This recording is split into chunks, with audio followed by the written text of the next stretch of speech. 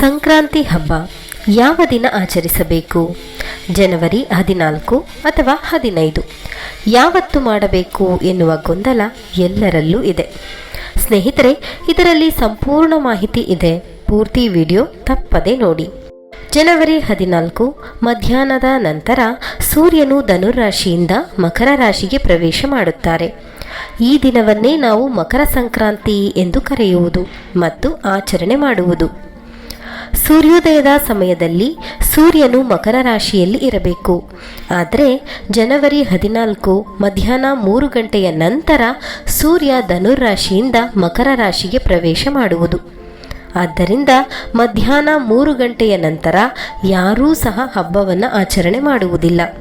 ಹಾಗಾಗಿ ಜನವರಿ 15ರಂದು ಮಕರ ಸಂಕ್ರಾಂತಿ ಆಚರಣೆ ಮಾಡಬೇಕು. ಈ ದಿನದಿಂದ ಮುಂದಿನ 6 ತಿಂಗಳು ಉತ್ತರಾಯಣ ಪುಣ್ಯಕಾಲವೆಂದು ಆಚರಿಸಲಾಗುತ್ತದೆ. ಸಂಕ್ರಾಂತಿ ದಿನ ಸೂರ್ಯನಾರಾಯಣನಿಗೆ ಪೂಜೆ ಮಾಡುವುದರಿಂದ ಆರೋಗ್ಯ, ಆಯಸ್ಸು ಮತ್ತು ಐಶ್ವರ್ಯ ಲಭಿಸುತ್ತದೆ ಎಂದು ನಂಬಿಕೆ ಇದೆ. ಸಂಕ್ರಾಂತಿ ದಿನ ಬ್ರಾಹ್ಮಿ ಮುಹೂರ್ತದಲ್ಲಿ ನದಿ ಸ್ನಾನಕ್ಕೆ ಬಹಳ ಮಹತ್ವ ಇದೆ. ನದಿ ಸ್ನಾನ ಸಾಧ್ಯವಿಲ್ಲದವರು ಮನೆಯಲ್ಲಿ ಸ್ನಾನದ ನೀರಿಗೆ ಕಪ್ಪು ಎಳ್ಳು ಹಾಕಿ ಸ್ನಾನ ಮಾಡಿ. ಸಂಕ್ರಾಂತಿ ದಿನ ಪೂಜೆ ಸಮಯ ಬ್ರಾಹ್ಮಿ ಮುಹೂರ್ತ 5:05ರಿಂದ 5:50ರವರೆಗೆ. ಸಾಧ್ಯವಾಗದಿದ್ದವರು ಬೆಳಗ್ಗೆ 8:40ರಿಂದ 10:24ರವರೆಗೆ ಮಾಡಬಹುದು. ಆದಷ್ಟು 9 ಗಂಟೆಯ ಒಳಗೆ ಪೂಜೆಯನ್ನು ಮಾಡಿದರೆ ಬಹಳ ಉತ್ತಮ. ಇನ್ನು 5 ವರ್ಷದ ಮಕ್ಕಳಿಗೆ ಫಲ ಎರೆಯುವುದನ್ನು ಮಾಡ್ತೀವಿ.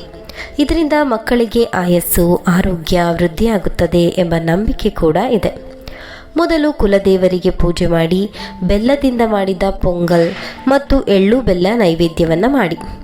ಸ್ನೇಹಿತರೆ, ಸರಳ ಪೂಜೆ, ದೃಢವಾದ ಭಕ್ತಿ ಇದ್ದರೆ ಸಾಕು ಭಗವಂತ ನಮ್ಮೊಂದಿಗೆ ಸದಾ ಇರಲು. ಸ್ನೇಹಿತರೆ, ಈ ಮಾಹಿತಿ ನಿಮಗೆ ಇಷ್ಟವಾದರೆ ದಯವಿಟ್ಟು ಲೈಕ್ ಮಾಡೋದನ್ನು ಮರಿಬೇಡಿ. ಇನ್ನು 10 ಜನರಿಗೆ ಶೇರ್ ಮಾಡಿ ಹಾಗೂ ನಮ್ಮ ವ್ಯೂವರ್ಸ್ ಲೋಕ ಚಾನಲನ್ನು ಸಬ್ಸ್ಕ್ರೈಬ್ ಮಾಡಿಕೊಳ್ಳಿ.